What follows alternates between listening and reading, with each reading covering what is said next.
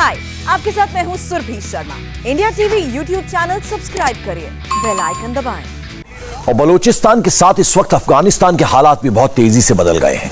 अफगानिस्तान में मौजूद 500 भारतीय नागरिकों को जल्द वापस लाया जा सकता है। अमेरिका ने वहां अपना सबसे बड़ा मिलिट्री बेस खाली कर दिया है और अब तालिबान के लौटने से वहां गृह युद्ध के हालात बन सकते हैं। अभी तालिबान की एग्जैक्ट लोकेशन क्या है, इस ग्राउंड रिपोर्ट में सब कुछ है।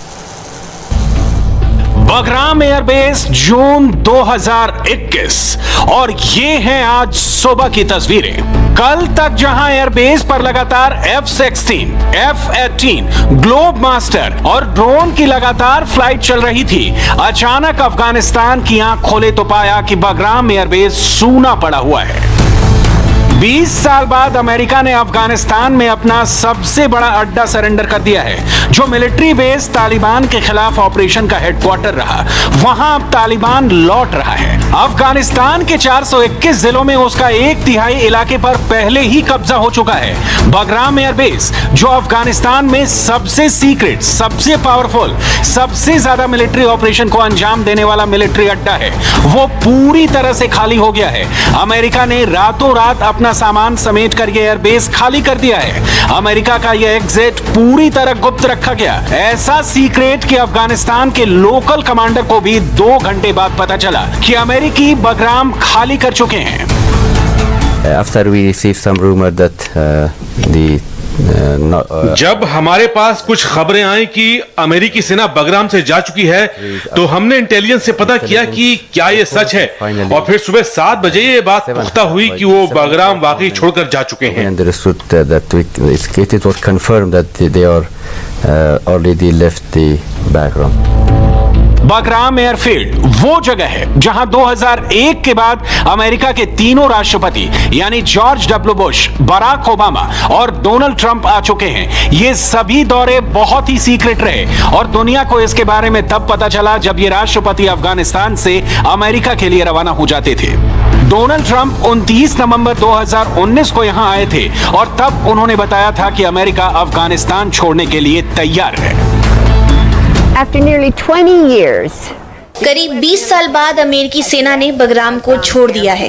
ये तालिबान को सत्ता से हटाने के लिए एक एपिसेंटर के तौर पर इस्तेमाल हुआ। 9/11 के हमले के बाद यहीं से अलकायदा के खिलाफ ऑपरेशन शुरू हुए।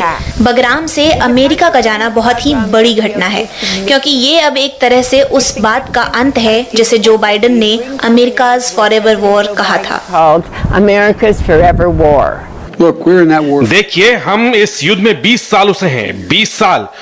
और मुझे लगता है कि जब मैंने अफगान सरकार से मुलाकात की यहाँ ओवल में, तो मुझे लगता है कि उनमें वो क्षमता है कि वो अपनी सरकार को कायम रख सकें।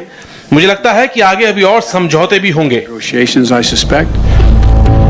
अमेरिका सितंबर 2021 तक अपने सभी सैनिक अफगानिस्तान से हटा लेना चाहता है, लेकिन जुलाई में ही उसने अपना सबसे बड़ा एयरबेस खाली कर दिया है। 2 महीने पहले अमेरिका के भागने की शुरुआत ने तालिबान के हौसले काफी बुलंद कर दिए हैं। वैसे चौंकाने वाली बात तो तालिबान और अमेरिका की सेटिंग भी है। हमारा ये अमेरिका के साथ दोहा में समझौता हुआ है और हम ऐसा करेंगे भी कि हम किसी को भी अफगानिस्तान की जमीन को अमेरिका और उसके सहयोगी देशों के खिलाफ इस्तेमाल नहीं होने देंगे।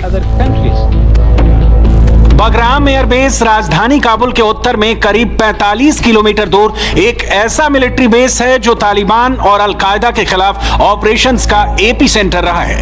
यह मिलिट्री बेस अफगानिस्तान में बाकी अमेरिकी अड्डों के लिए फीडर का काम करता रहा है, यानी सप्लाई से लेकर सैन्य ऑपरेशन को लेकर तमाम टैक्टिकल सपोर्ट इसी मिलिट्री बेस से पहुंचाई जाती रही है।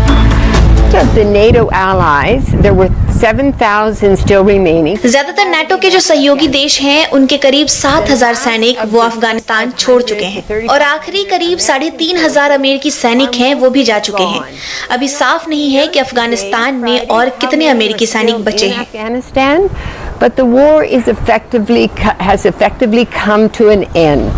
बगराम एयरबेस की सैटेलाइट पिक्चर्स देखिए। यहाँ 3500 मीटर से लंबी 2 हवाई पट्टी 2006 में बनाई गई थी ताकि ये बड़े कार्गो लैंडिंग के लिए भी परफेक्ट हो।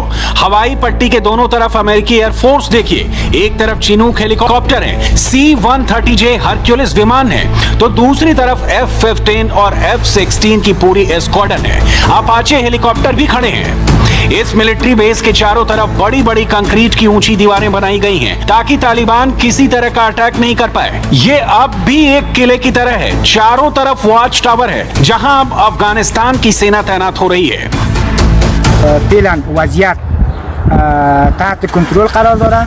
हालात काबू में है। जो अफगान सेना है वो बगराम बेस की सभी पोस्ट पर पहुंच गई है। जहां पहले अमेरिकी सेना तैनात थी, अब वहां अफगानिस्तान की सेना मौजूद है ताकि बगराम एयरबेस महफूज रहे।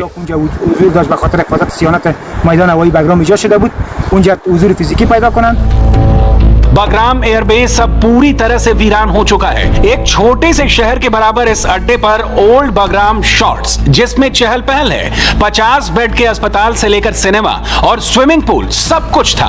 बगराम एयरबेस में खूब चहल पहल थी। हजारों अमेरिकी सैनिक यहाँ तैनात रहे, लेकिन अब खाली बंकर रह गए हैं। बड़े बड़े हैंगर बचे हैं जहां अमेरिकी सैनिक अपने खाने पीने का सामान छोड़ गए हैं। वैसे अमेरिकी इस बेस पर हजारों गाड़ियां छोड़ गए हैं। इसमें कई बख्तरबंद गाड़ियां भी हैं, ज्यादातर में चाबी भी नहीं है। लेकिन तालिबान लौट रहा है और उसके हाथों अमेरिका के कई हथियार भी लग चुके हैं। बगराम छोड़ने से पहले अमेरिका की फौज कई छोटे छोटे इलाकों से कूच कर चुकी थी। देखिए काबुल से 180 किलोमीटर दक्षिण में वर्दाक प्रांत में तालिबान क्या कर रहा है। यहाँ इसने सुल्तान खिल मिलिट्री बेस पर कब्जा कर लिया है। इस तालिबान आतंकी के हाथों में अब अमेरिकी मशीन गन और अमेरिकी राइफल है।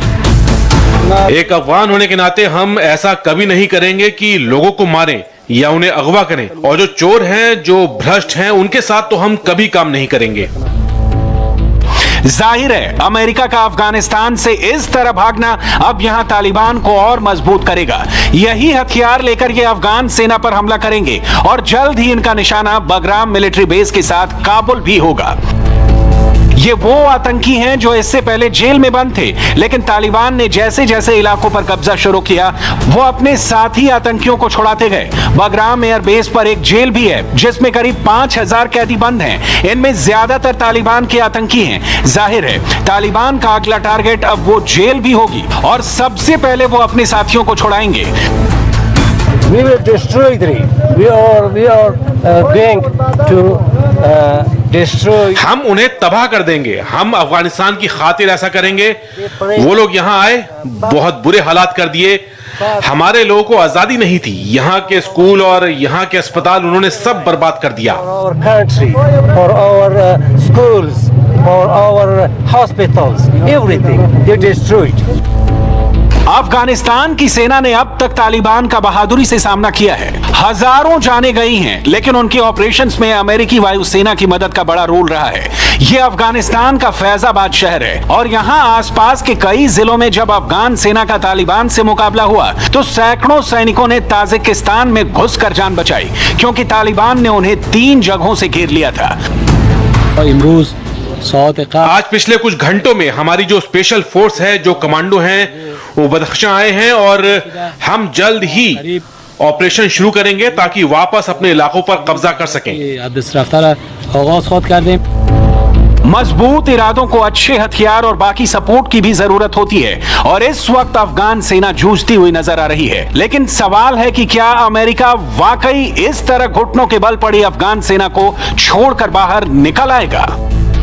कानूनी तौर पे अमेरिकन हुकूमत ने इजाजत दे दी ड्रोन हमलों की, ठीक हो गया।